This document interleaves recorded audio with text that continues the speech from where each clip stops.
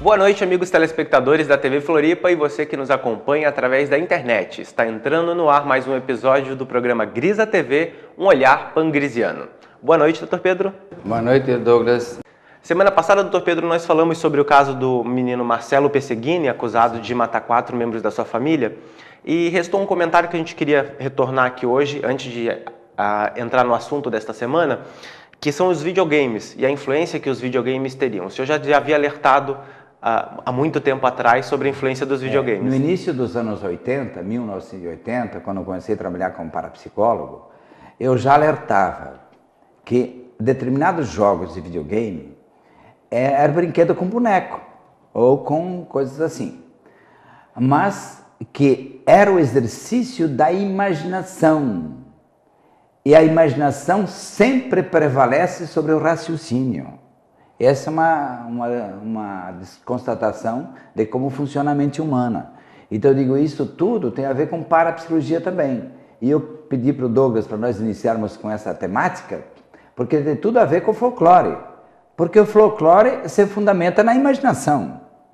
Então, nós temos que darmos conta do poder fantástico da nossa imaginação, tanto para criar coisas boas e resultados positivos, quanto para produzir resultados opostos, negativos, destrutivos e prejudiciais. Então, eu avisava desde o início dos anos 80 que lá pelo ano 2000, um pouco antes talvez, haveria já muitos assassinos entre os jovens.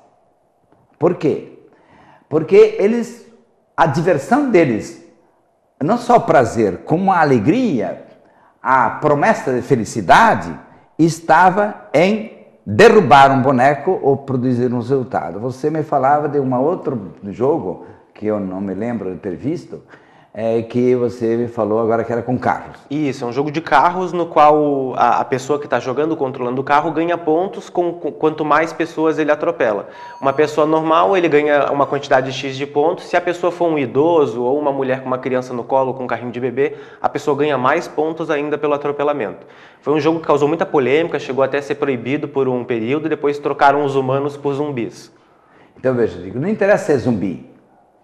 Para aquele que está no processo de imaginação, não há diferença entre atropelar um cachorrinho, entre atropelar um zumbi ou atropelar. Eu digo, desses jogos, infelizmente, os nossos governantes têm cabeça pequena. Digo, por quê? Porque isso não deveria nem ser suspeito. Mas o cara tem possibilidade, o cara tem direito, né? Direitos. Nas sociedades humanas, enquanto o direito estiver antes do dever, nós estamos destruindo a sociedade.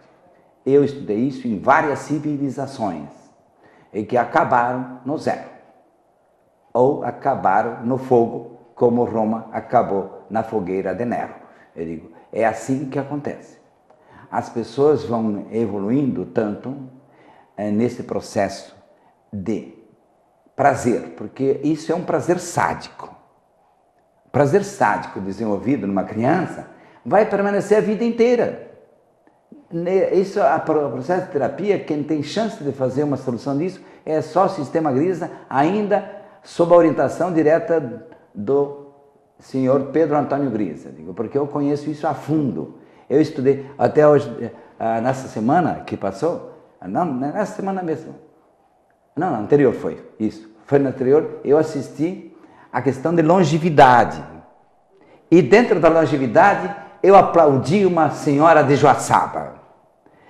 Porque ela está atingindo a sua longevidade e uma das formas é lendo e escrevendo poesia, publicando para essa poesia. Então, eu digo, a poesia é o supremo da imaginação construtiva e benéfica, artística. Então, eu digo, aqui em Florianópolis nós temos um dos maiores poetas do Brasil, que é o Cruz de Souza. O maior poeta simbolista do mundo que eu conheci. Porque eu conheci os simbolistas franceses também e não tinham a poesia da qualidade do nosso poeta catarinense. Então a imaginação tem tudo a ver também com isso e com a condução posterior do ser humano, porque ele descobre como se fosse um ideal de vida. Eu digo, eu mudei meu ideal de vida de poeta para escritor geral, porque poeta diziam que eu morria de fome, e mudei de escritor para parapsicólogo, porque eu descobri que em parapsicologia tinha mais facilidade de conseguir também os bens necessários a garantir a minha sobrevivência de minha família. Digo, então eu mudei. Mas na verdade, e tudo isso está presente de forma muito forte, a imaginação. Ok, doutor Pedro. Então eu acho que fica a dica para os pais em casa para prestarem muita atenção na classificação etária dos jogos e prestar atenção no que os filhos estão jogando. Afinal, você tem o controle nas mãos, foi você que deu o equipamento que custa em torno de R$ 1.500, R$ 2.000, então você tem total controle de proibir o seu filho de jogar um jogo que não esteja de acordo. Antes de comprar, desculpa, Douglas, antes de comprar o brinquedo, tem que estabelecer as regras do uso do aparelho. O problema hoje em dia, doutor Pedro, é que os pais dão o cartão de crédito na mão do filho e o pai não fica nem sabendo do jogo que o filho comprou, porque hoje em dia a gente compra o jogo online no próprio site do fabricante. Certo. Então veja, tudo isso, por que vai dar um cartão para o filho? O cartão é um poder fantástico na mão do jovem, da criança ou do adolescente. E não vai pensar que, mas ele é muito, sabe muito. 16 anos, 18 anos, 15 anos pode ser grande promessa do futuro como um grande personagem na história da espécie humana, como ser um grande bandido.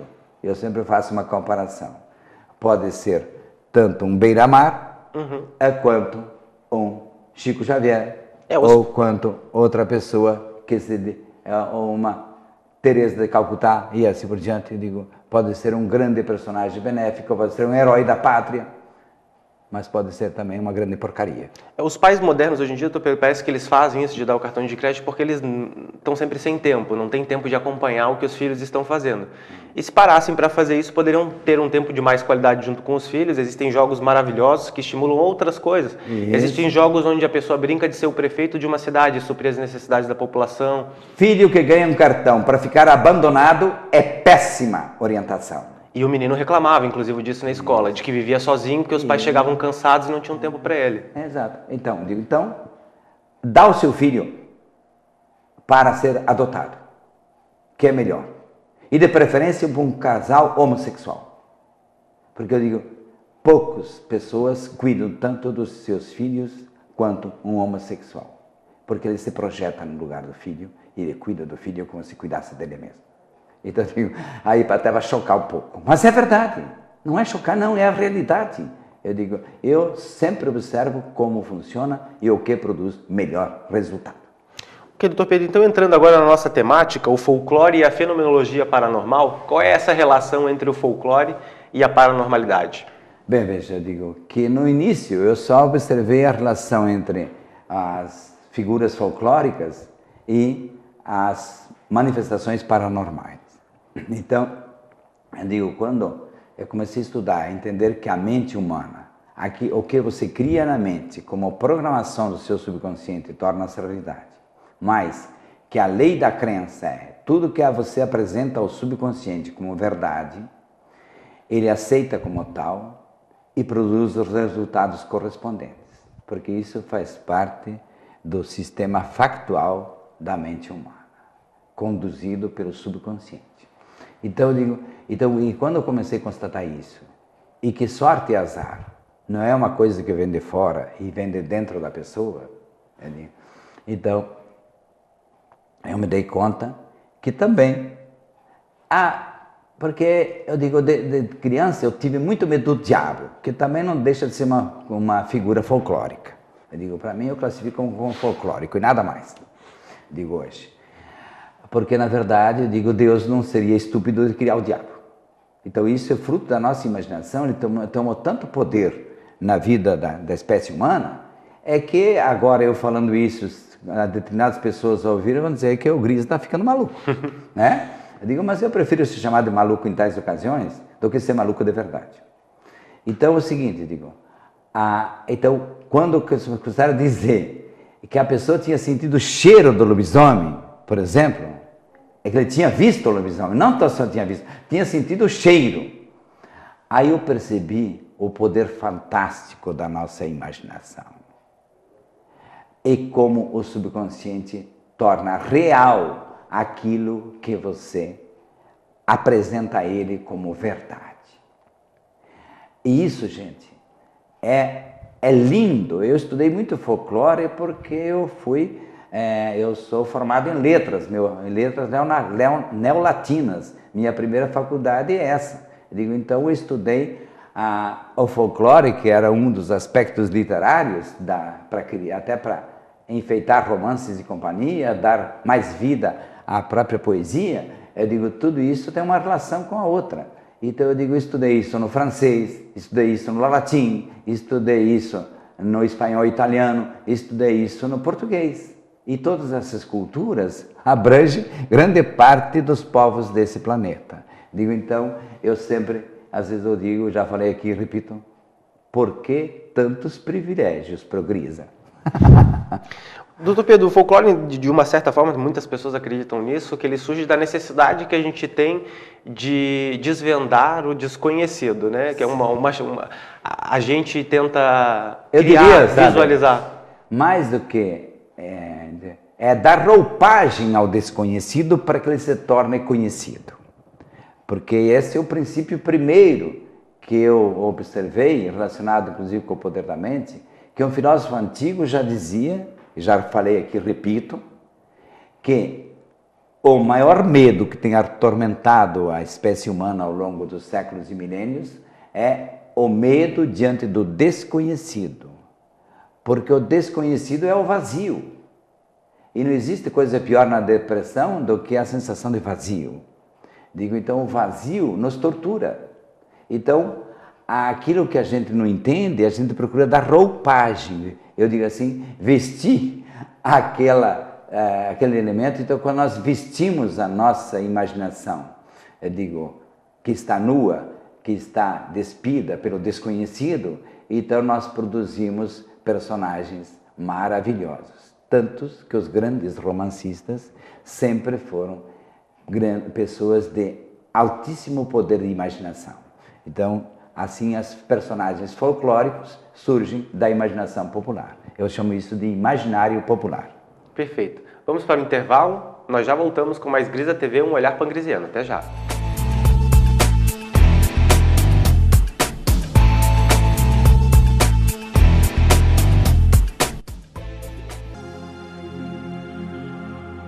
Há 15 bilhões de anos, segundo a teoria do Big Bang, o sistema solar começou a existir e a se organizar num conjunto de planetas, satélites e outros astros, sob a luz do astro-rei, o Sol.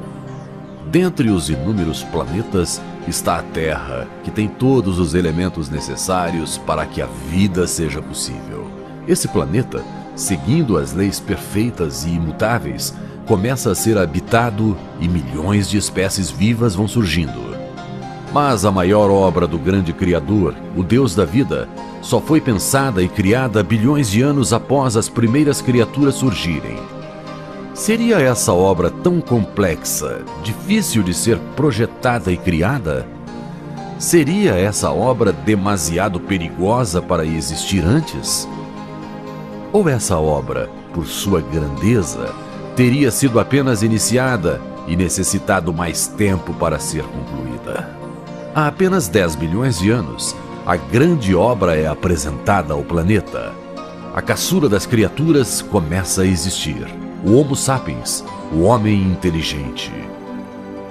O planeta azul tem um novo rei, o ser humano. E há 10 milhões de anos, esse ser procura-se.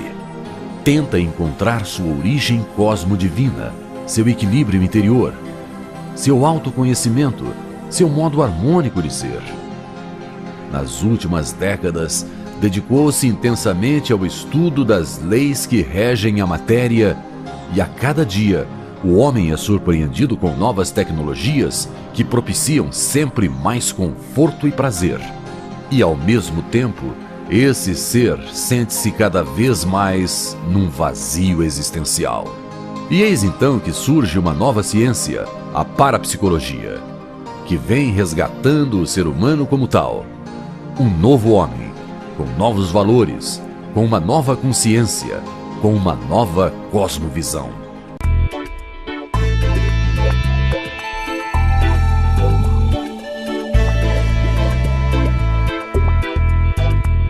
de volta com o programa Grisa TV, um olhar pangrisiano, analisando hoje o folclore e a sua relação com a fenomenologia paranormal. Doutor Pedro, uma coisa interessante sobre o folclore é que em diferentes lugares do globo, civilizações que viviam afastadas imaginavam as mesmas coisas.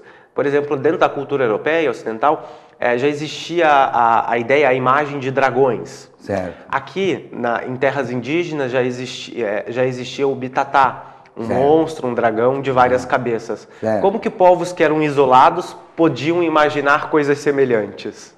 Bem, a conexão entre as mentes humanas já existia? Primeiro, eu diria a genética, que parece que nós viemos de um tronco único entre nossos antepassados mais remotos. Então, poderíamos dizer que isso estava já presente desde o começo.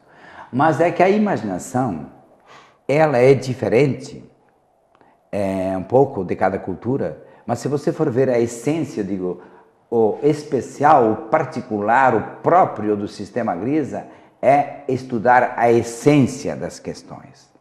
Então, na essência das questões, o caçador tinha, para matar o bicho, tinha que cortar a cabeça, ou tinha que dar uma flechada na cabeça, tinha que atingir o olho do bicho.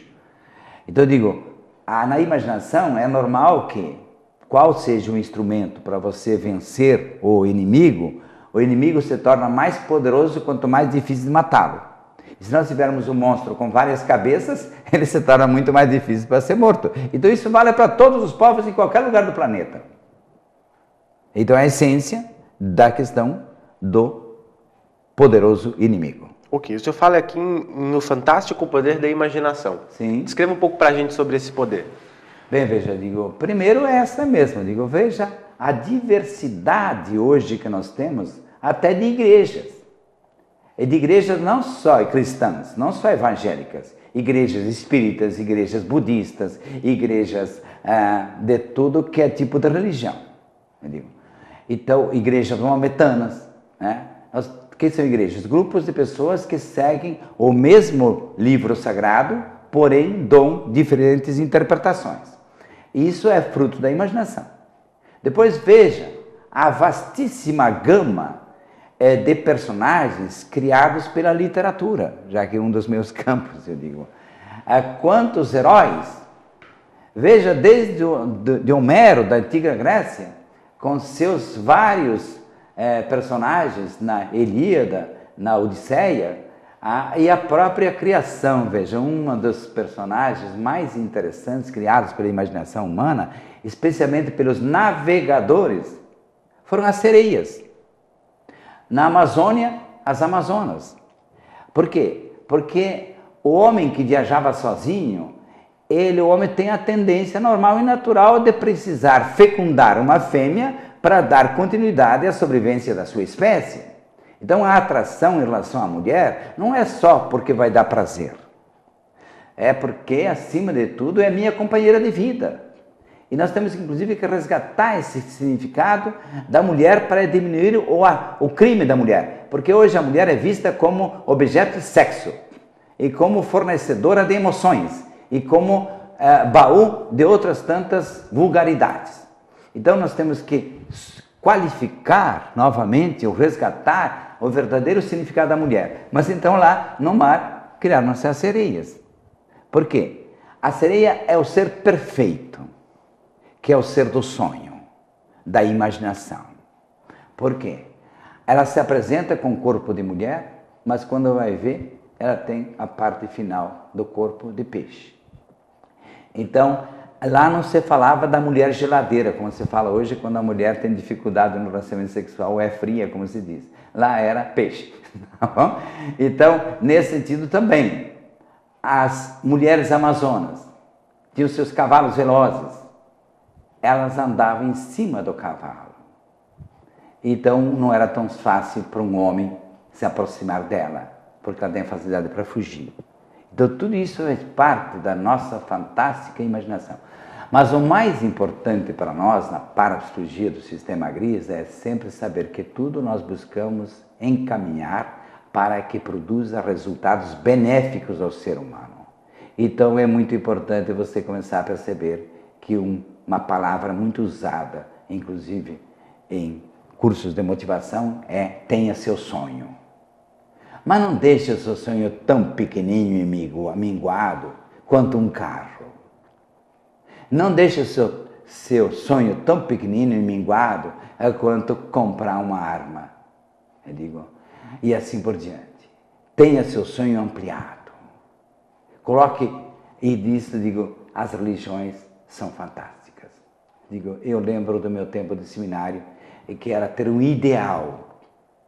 O ideal é o cume máximo que pode chegar nossa imaginação e os resultados da nossa vida. Digo, por quê? Buscar produzir pelo seu ideal grandes benefícios ao ser humano. Esse devia ser o sonho.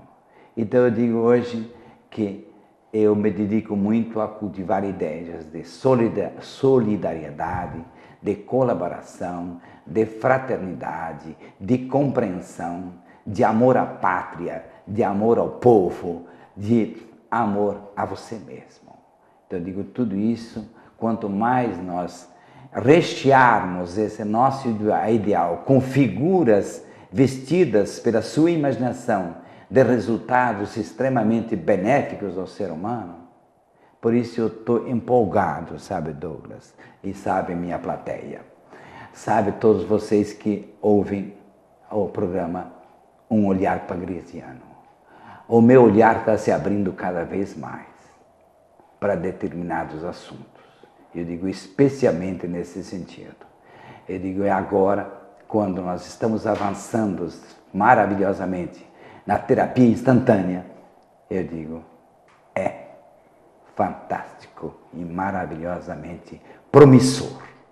Então eu digo, aguardem que, se o mundo lá fora está apresentando resultados cada vez mais assustadores e que cultivam a imaginação da maioria das pessoas, e se alguém tem medo porque isso, daquilo, digo, o Sistema Grisa forma parapsicólogos extremamente habilitados em ajudar você a libertar-se de fobias. Também a fobia do filho. Doutor Pedro, acho que o senhor já falou aqui em outras ocasiões sobre o poder da imaginação, no sentido de ser um agente facilitador na concretização dos nossos ideais, das nossas metas. Certo. Imaginar uma meta sendo realizada, mas imaginar a si mesmo, se desenhar, chegando ao ponto desejado, ajuda, faz com que o cérebro trabalhe ao nosso favor para chegar lá? Isso. Hoje a neurociência, as neurociências falam disso. Já admitem. Já temos até um livro publicado que se chama A Biologia da Crença. Então, cada vez mais se percebe que a nossa imaginação pode produzir saúde ou doença. Pode produzir qualidade de vida e longevidade, como pode matar o sujeito na infância. Os neurologistas estão chamando essas pesquisas de a ciência da alma. Certo, já falamos um pouco sobre isso aqui. Eu digo, mas essa ciência da alma, eu digo, agora estou preparando o meu próximo livro, que é A Nova Espiritualidade. Eu vou abordar exatamente essas temáticas todas.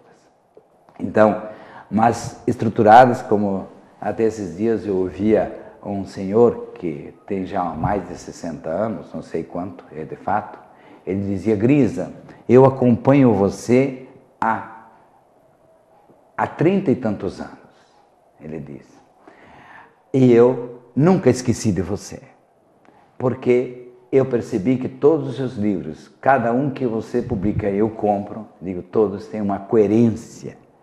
Eu não vi nada escrito por você que não seja confirmado ou aprofundado no livro seguinte, ou você traga algo de novo, mas que não rebate o que você já falou antes. E ainda hoje, eu digo, hoje quando eu vinha para o programa, eu fui trazido por um taxista que disse para mim que ele me conduziu um táxi há 18 anos passados, lá para a casa onde eu resido hoje. E ele disse que nunca mais esqueceu os breves papos que nós tivemos e até a definição de parapsicologia que eu dei para ele na ocasião. Então, gente, eu digo, não é para me gabar que eu falo isso, não é para eu me esnobar, não é porque eu sinto orgulho de mim. Eu digo, eu sinto que cada vez mais eu me sinto comprometido com a espécie humana. Cada vez mais eu me sinto comprometido com o Criador do universo, da vida, do ser humano e da mente humana, para buscarmos qualificar tudo isso da melhor forma possível para termos uma sociedade feliz. E se tivermos uma espécie humana feliz, nós teremos um mundo excelente. Doutor Pedro, ainda na minha infância a gente tinha um contato aqui em Florianópolis muito grande com o folclore, participávamos de grupos de boi de mamão, existiam várias brincadeiras que eram ligadas ao folclore. O senhor acha que essa cultura vem se perdendo hoje em dia? Veja, desde que nós entramos no processo acentuado de urbanização, o urbano prevalece sobre o rural. Então essa cultura folclórica antiga, inclusive a folclore que eu sempre homenageio, o cara mais famoso do folclore catarinense, que é o Cascais. Franklin Cascais. O que acontece?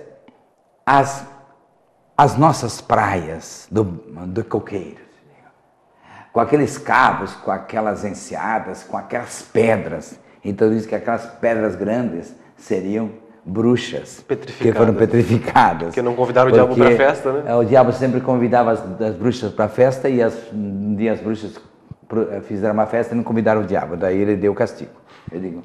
Então veja, esse diabo para mim é extremamente folclórico, porque Deus seria bobo de dar tanto poder para o diabo? Exatamente.